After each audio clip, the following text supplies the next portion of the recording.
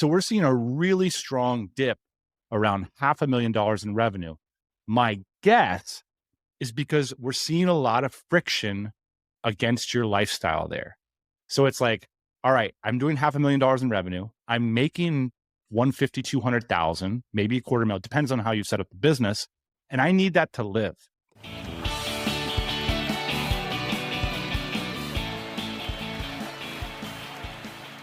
All right, we're live. This is an interesting week for me and you, boss man, because we have spoken with over 50 podcast listeners in the past couple weeks. That's a lot of Zoom time. You know what's so cool? We put up these Calendly links or whatever links we're using. We need to just switch from Calendly to something else. But you go to these calls and you have different offers and you see different people. And I think we were really impressed by what the listeners of this show are up to. And today we're going to share 5 of our observations from speaking with over 50 of you. We're going to talk about traction, the visionary versus integrator paradox. We're going to talk about the 4-day work week. So stick around to all that. So here's the basically the setup, Ian. Me and you launched this new program called DC Scale. And it's based on this framework we've been thinking about. We went to the woodshed last year to deal with the fact that our company was growing fast and we needed new ways to think about our growth. And so we went to all the usual suspects. We kind of came up with this Venn diagram idea where there's kind of 3 different dimensions of growing the business. There's the personal dimension. You know, what does Andrew Huberman talk about? You got to have good dopamine levels. You got to do the right amount of push-ups every day. There's something behind the story, which is relationships are important. So I make sure to reach out to 4.3 people every day that I genuinely care about. Trademark. All right, cool. I do all that stuff. That's great. I do all that stuff too. Multi-million-dollar business, and I ain't never taken one cold shower either. All right. So the personal stuff, take your cold showers, call 4.3 people you care about every day. The next element is that industry stuff, joining a mastermind of people that all have course businesses or all do e-commerce businesses or something like that. That's an industry thing, or go to a conference. I saw e-commerce fuel happen last weekend. If you run an e-commerce business, why not go to e-commerce fuel to learn about what's going on in that industry? Then you got what DC Scale, this new product that we've been building, is sort of what are the core strategies of business creation itself? What is the competitive landscape in your industry? What is your ideal client profile? What is your repeatable marketing strategy? How do you hire and onboard people in your business? How do you evaluate people on a weekly, monthly, quarterly basis? These are all things that I don't care if you're selling livestock, if you're selling Smarties in the express aisle, or if you're selling SEO productized services, ultimately you're going to need this stuff. And that's really what DC Scale is all about. I like it because it's Socratic. I like it because it applies across a broad range of industries.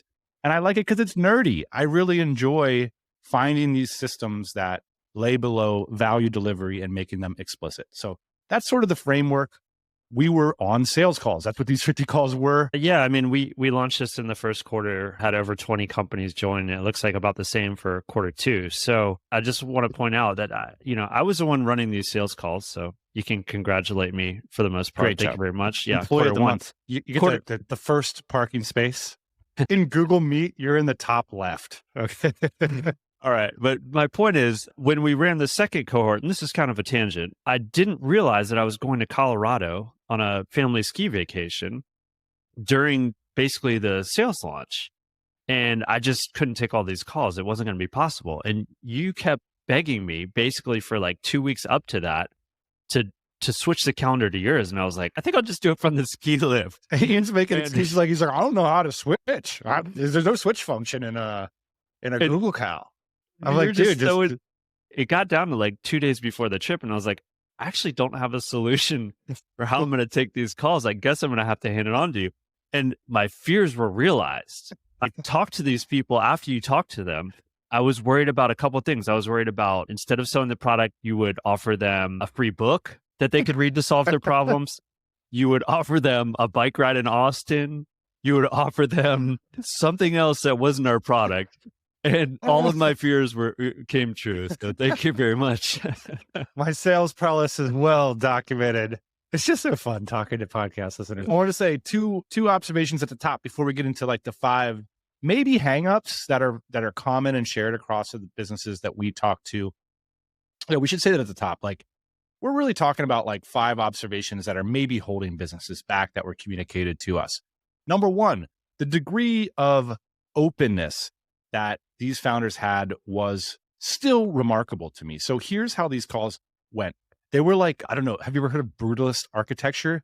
These were like brutalist sales calls. So it's like, hey, I don't know, productize Paul. How you doing, productize Paul? Muck it up just for 30 seconds. And it's like, bam, what's your revenue? What's your core URL? How many employees do you have? Do you have a COO yet? What's her name? Where is she located? How would you rate her performance on a scale of 1? Bam, bam, bam. What's the key problem in your business? And it was like rapid fire. It was like an Aaron Sorkin strip. It was like back to the West Wing days. 2 people just bam, bam, bam. And it was cool. Like, not in all of the calls I was on did one person hesitate to answer truthfully about every element of their business. And even like, hey, I have no idea about that. That's something I haven't thought about. And so I want to say, sometimes we come on the pod and we say, man, a lot of founders have hangups. They're not willing to face the truth, man. You got to face the truth. That's not what I was hearing on these phone calls. I was like, these are truth seekers. It's like a lot of people willing to face the music. I thought that was really cool. So one observation there. Another thing, broadly speaking, these companies seem to fall into 2 different groups, something we're going to talk about, but there seems to be a specific set of problems that you have when you've gotten past the 1,000-day principle, which is probably our most talked about thing here. Essentially, it takes you, call it 3 years, 1,000 days to replace your professional income with the business.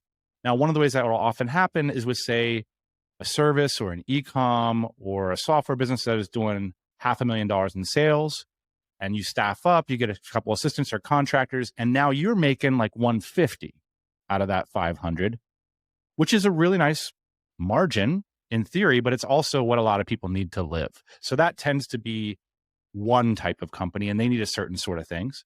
And then you've got the companies that have scaled, they're on their way to $1 million or way beyond, and they tend to need another set of things, more operationally typically.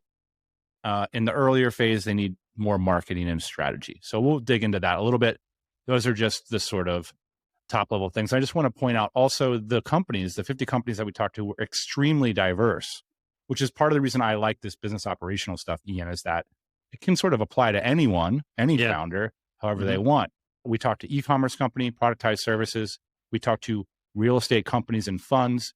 We talked to software companies, lead generation companies, coaches, and much, much more. So it was really, really cool. Media companies as well. So let's dig into it. We, again, to sum up, have identified 5 key observations of speaking over 50 of you. The first, the 500K stall that happens at the end of the 1,000-day principle. Talk about these steps you got to get through. Vern Harnish talks about it. The frame of the Rockefeller Habits book was basically like, here are the different jumps. It's like, you found a business and you don't fail. Cool. You're not one of the 8 out of 10 small businesses that fails. Now, bam, you get to replace your professional income with that. That's a whole scale. Only a certain percentage get there. Get to 7 figures. Man, you're like one of the 5% of companies that get to 7 figures. Now I get to 8 figures. It's like, basically I met like 2 or 3 people in my whole life who got to 8 figures, or whatever it is. Like there's these drop offs and you have to get through these troughs. Seth Godin wrote a book about these troughs called The Dip. And so we're seeing a really strong dip around $500,000 in revenue. My guess is because we're seeing a lot of friction against your lifestyle there.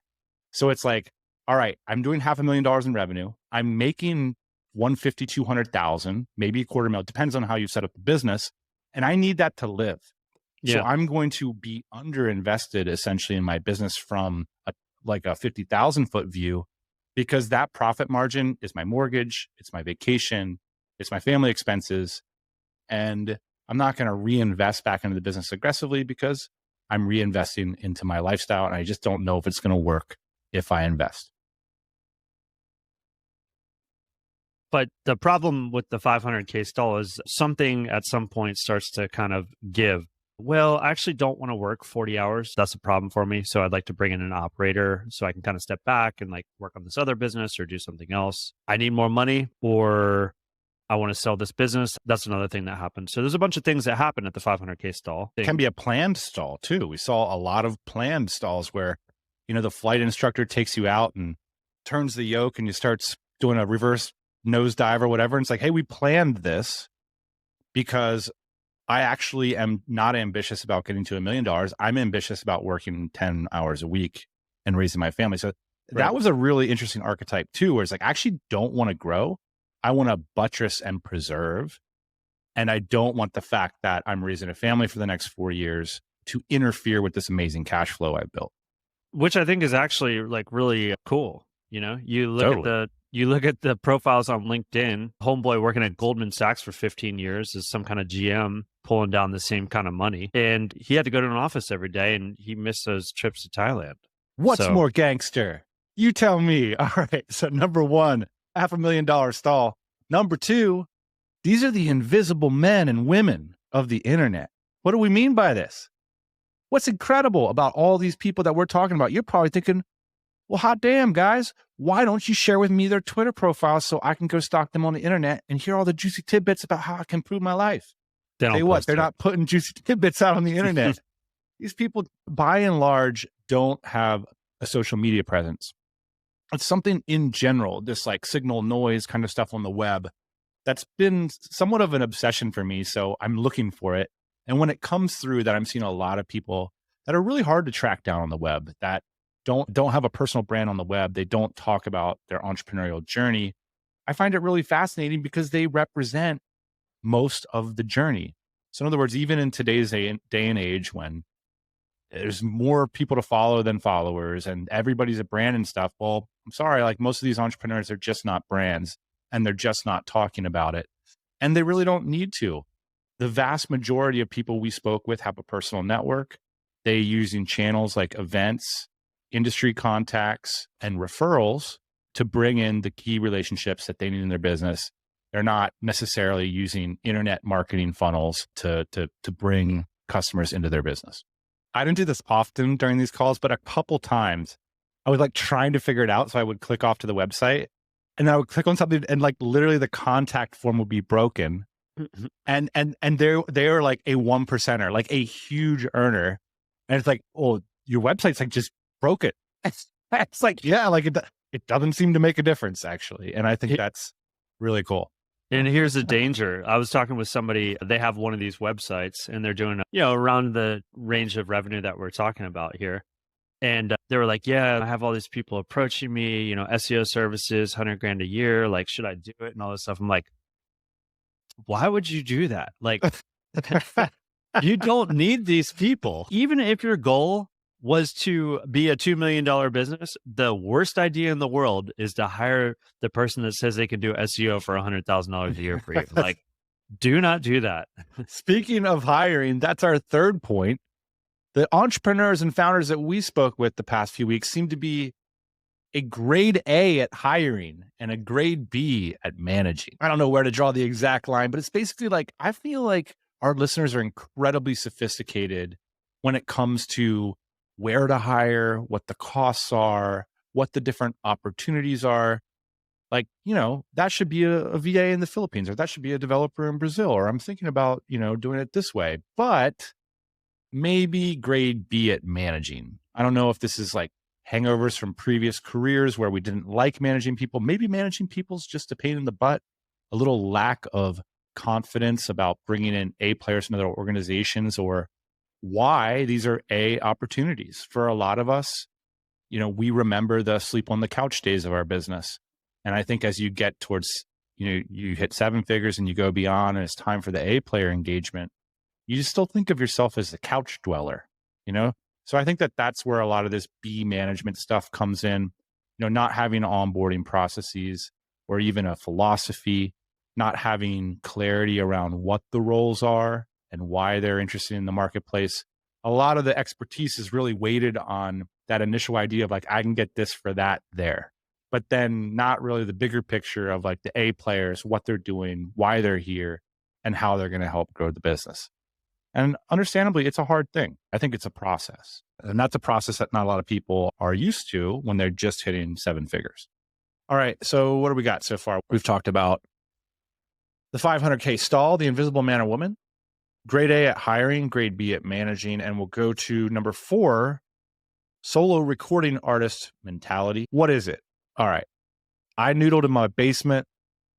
I came up with some killer hooks, killer songs, and I just want session players. Come in and play the music I wrote for you. I don't want your commentary.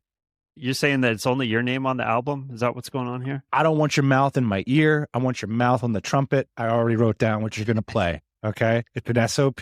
Call it what you want. Play the song and get out of here. It's cheap. You know what? I don't want a trumpeter from New York City. Bring in somebody from further down south, or better yet, South America. We need the cheapest trumpeter that can play these notes. That's what I need.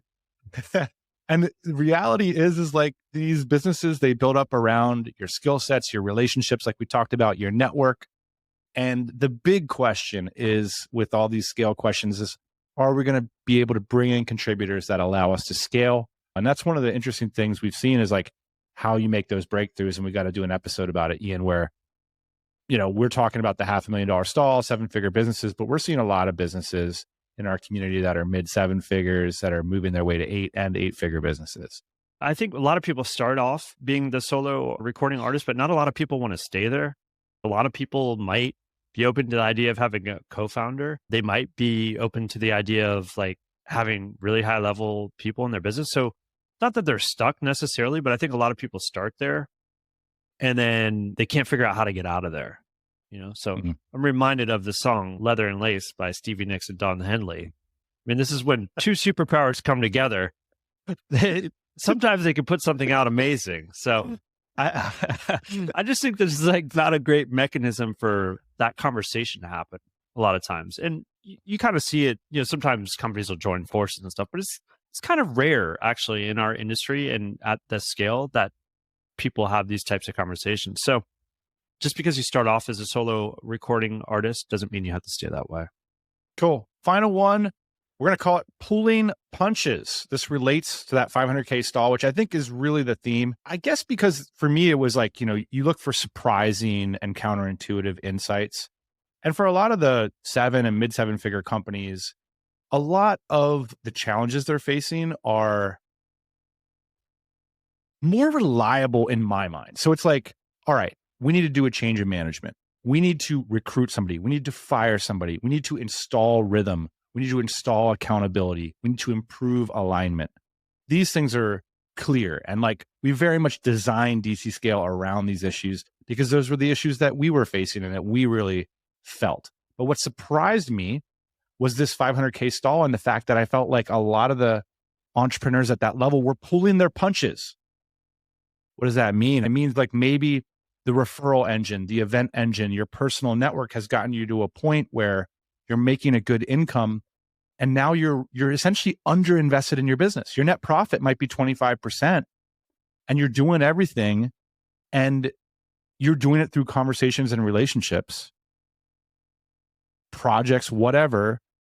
And the idea that you're going to take that next aggressive move eludes you or scares you, or you want your hand held through it. The hand holding was a term that many people were using. And I can understand because it's like, I've built this amazing thing. I know I need to take like another set of risks that are of a different order. Like, we quit our jobs. For a lot of us, that was like the riskiest thing we ever did. The next thing, you convince your spouse that you're going to do this. That's the second riskiest thing. You're taking all these emotional and personal risks. And now you're required to do a different sort of risk taking to get to like 7 figures and beyond. And I really felt like that was a theme of these calls. Like, can you hold my hand through these things I know I need to do? I know I need to take some of my salary and invest it in a lieutenant or an operator. I know I need to like niche down and like focus on repeatable marketing processes or marketing experiments. But can you hold my hand? Because that's 25% of my personal income.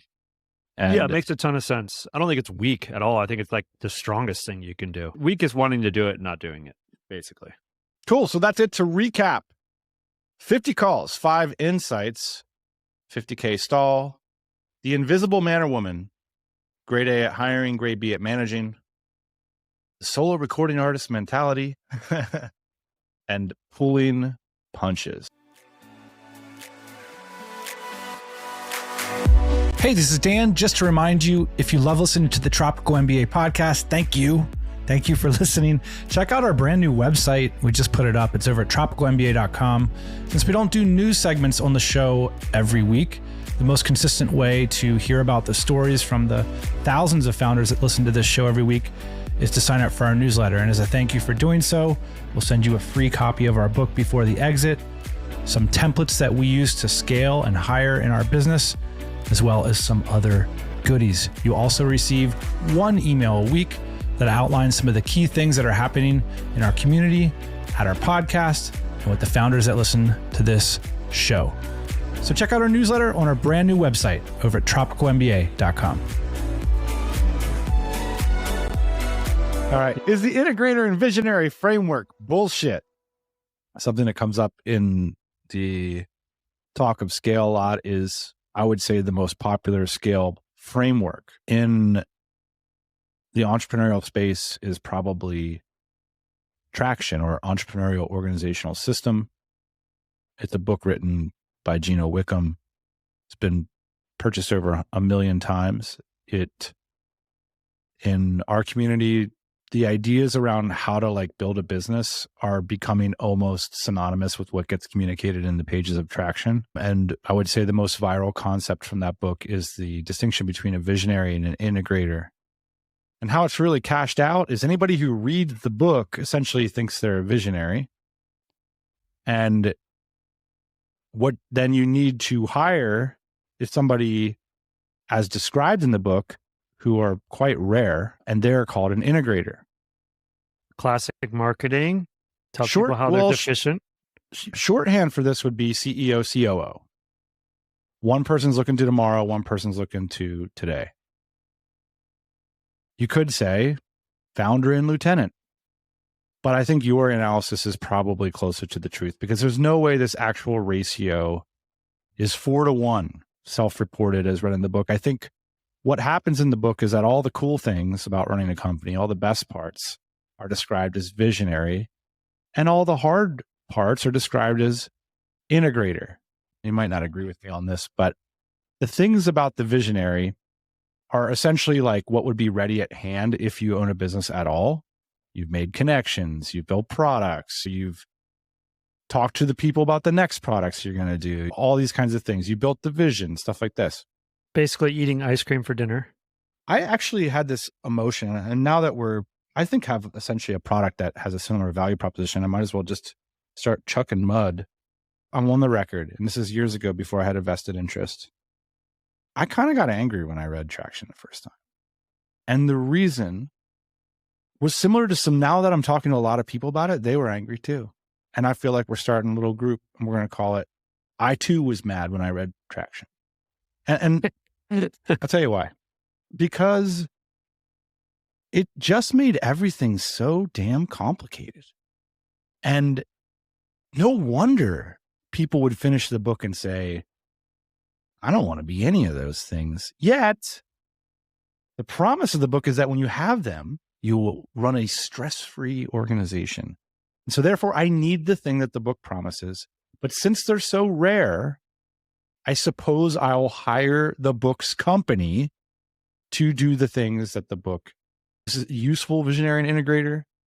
Maybe. But I think it's actually probably more useful as marketing than as genuine concepts. I think a lot of people just don't end up capturing the value that Traction has to offer because they don't identify with the stuff in the book. Because it is talked about this monolithic, systemic thing. Even people that run $1 million lifestyle businesses, they can get laughed out of the room at some of this stuff because it's, as if their businesses can't benefit from some of the things in these pages. And I think what happens is a lot of people just don't end up doing it.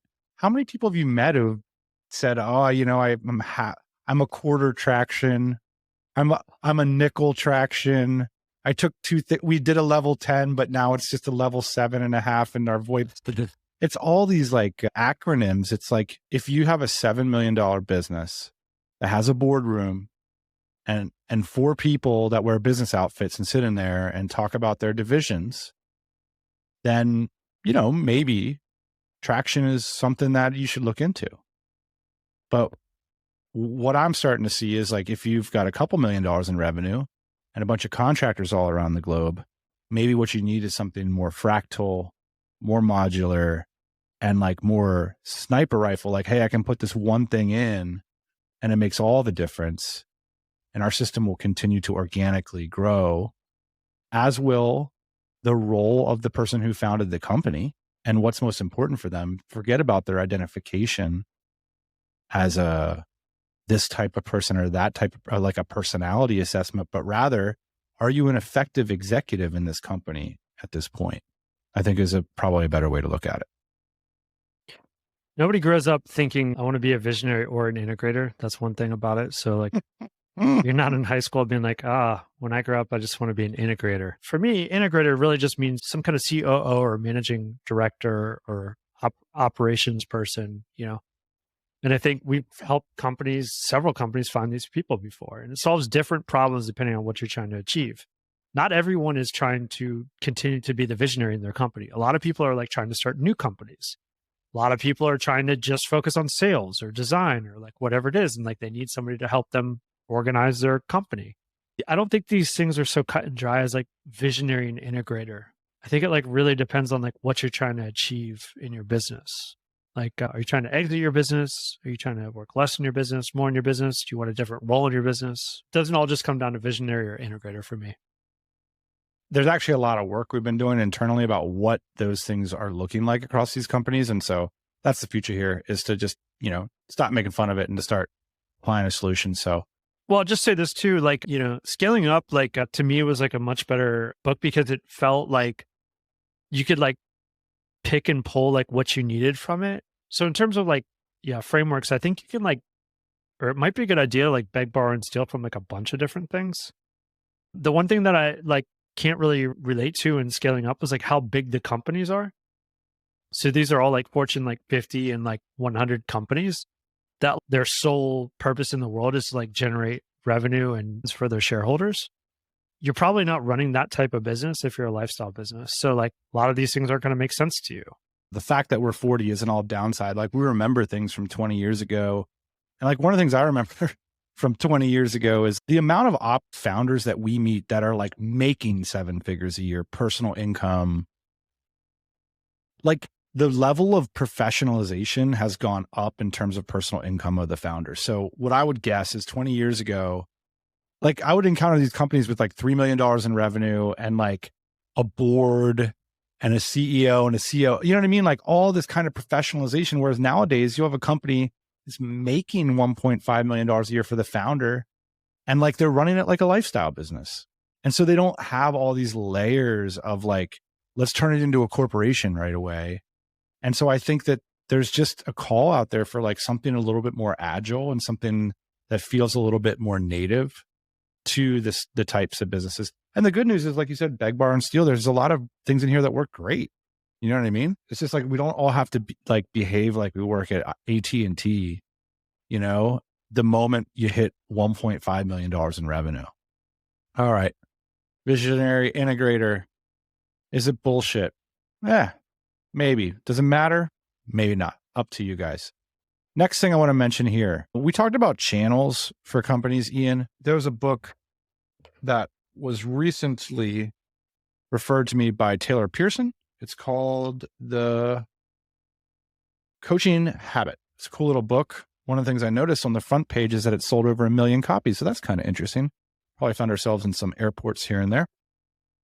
And then you open up the book and you see it's like a series of like questions and thought experiments. And this is a girthy little book, but it's not a lot of words in here. A lot of 25-point font in there. Let's just say it's like, it was what I used to do in high school at like 12:30 a.m. the night of a term paper. I would sit there for hours and just like figure out the font combos that would get me to the page count. The author of this book is has an excellent business with high dollar engagements. There's also this book that I recently picked up, From 6 to 7 Figures, by Austin Netzley, who runs a coaching program, like a high ticket item. And when you read these books, I think it could be inspired if you have a service business, productized service, like how quickly you might be able to generate one of these books for your business with like a combination of writers, researchers and stuff, and then kind of putting interviews and like putting the polish on at the end as you, the founder. A lot of our businesses are so very niche that we're seeing people make millions of dollars a year from just events, communities, referral networks and stuff like that. I think you could potentially really supercharge that by, maybe investing $10,000-$20,000 and getting a book like this created relatively quickly that really focuses on just a few hundred people in the world really would need a solution to that problem, or maybe a broader market. And I think it's something that I think has long been part of the playbook, Ian. But I think when you read these books and you see that they're exactly the length you need them to be, 20,000 words, it's like 3 epic deep dive blog posts. It's not, walk me through countless case studies and examples so that you can work with whatever name your popular publishing company. You can make it look professional nowadays. And when you go to those events, you can get it into the hands of your prospects. I think it's really powerful marketing. The punchline for me is a couple of things. One is that if you have a high ticket item like these people do, it makes a lot of sense. And I think the reason for that is basically you can replace your sales team, or at least a portion of your sales team, with this book, right? So just classic stuff. And we should do it, Dan, which is basically you write a book about all the problems and how hard they are to solve. And then you probably even lay out a bunch of the solutions to the problems. And if you need some help implementing these solutions, well, here's the service on the back end. Yeah, you do what you do on a great sales call, You tell some stories, you book some podcast guests, and you give them away the product for free. Next topic. One of the things I just wanted to flag up here, Ian, for quick discussion is this concept of the 4-day work week. There's even a job board called 4-Day Jobs or whatever that only does, now all of a sudden it's a values thing. Like you say who you are as a company. We're a great company for employees. We only work 4 days a week. And I've seen great companies who have really cool teams and awesome brands do this. And guess what? Run by the Europeans. Is it the Europeans that are behind this? I'm telling you that this become a thing to get people to want to work for your company, to show them the respect. And it's not a new thing, but I think it's actually overrated for remote knowledge workers. And I also think the teams don't particularly like it. And here's why. I think sticking to these days a week stuff is a mechanical metaphor. And I think actually the way weeks unfold in a knowledge company is a little bit more biological or organic. So I think what you see in a company like ours, for example, is like on Mondays and Tuesdays, I'll often work that full intense 8 hours at the desk, sometimes a little bit more. I hate to admit it on the Tropical MBA, but sometimes I'll do a little bit more if it's an intense time. Sometimes not at all, of course. We're the boss. Sometimes we take off, ride our mountain bikes. But then by Wednesday, you've launched what you're launching. The projects are going. By Thursday, you're cleaning up the pieces. You're starting to do some more reporting. And let's look back on what we created earlier in the week. And then Friday is often a half day.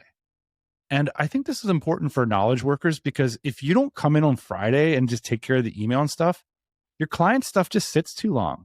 And I think that builds up pressure and stress on the team. And I also think it cuts down on the amount of creativity you can have in the rest of the days. So if you do this experiment and you're thinking about organizing your meeting cadences or your operational rhythm in your company, I think you can bake this stuff in and give like kind of broad office hours expectations, which is like, hey, Thursdays and Fridays, like we don't need to sit here and like be intensity Ian all the time. We can chill out. We can relax ourselves into the weekend, but we should come in every morning and make sure that we're there for our projects, there for our clients. I think that lowers the stress and ultimately gives the experience you're wanting to give anyway. Well, I just think all this stuff is it's just going to flip around the other way. If I had to guess, Dan, we're going to have companies that allow smoking at their desk in the office. Like that's going to be a culture. Probably a different company is going to allow you to re-microwave fish for lunch in the office as well. Everybody knows that smell. I love it that these cultures are emerging. It gives so much room for everyone to express themselves in ways that are important. My guess is the 4-day work week comes from an industrial thing that got kind of co-opted by the tech space as a cool thing. It's like, yeah, if you're commuting to work and you're putting on the overalls and you're putting on the safety goggles and everything, yeah, let's do it 4 days a week, give you the long weekend. Because guess what's going to happen on hour 9 and 10 on when you're packing boxes? you're going to pack the same number of boxes. You know how I know that? Because I did that before. That's how it works in a factory. But it's not how it works when you're sitting cramming on emails. You know what happens on hour 9 and 10 when you've been working on emails? You don't do the freaking emails. You go to YouTube and watch YouTubes about GTD or something, if you're lucky. I thought you were going to say you CC all your customers on a BCC email. Is that what I would do? Finally, deep work in the remote team, a related topic, something I've been thinking about lately and want to get your perspective on because I've been talking to so many operators and founders of remote companies. I found that as, we proliferate more functional teams and this and that, and like, we got to have a call about this. And then people are all around the globe. You get this kind of like grenade effect on the road, like where there's like all these just like little meetings everywhere. And I forgot about this, the basic simplicity of the maker manager schedule. And that I think it's important for great operators to have clear time on their schedules, time to sit down, to dig into important strategic concepts. In fact, I think you could describe like scaling up, traction, EOS, all this shit is like you're paying somebody to hold your hand and to say, yes, it is important to have like deep maker time. If you're a creative, you call it maker. If you're an operator, you call it strategy time, strategic time. Correct. I just recently moved a bunch of my meetings into Monday, all the kickoff functional meetings that I'm involved in, because I was like, man, my Tuesdays are wrecked. And by the time I get over to Wednesday, I haven't created anything for the whole week. I haven't created anything. I'm putting off that document I said I was going to create that combines the financials with this new strategy that I want to implement and convinces the key stakeholders. Like, that's going to take me 3.5 hours to put that together. When does the 3.5 hours happen?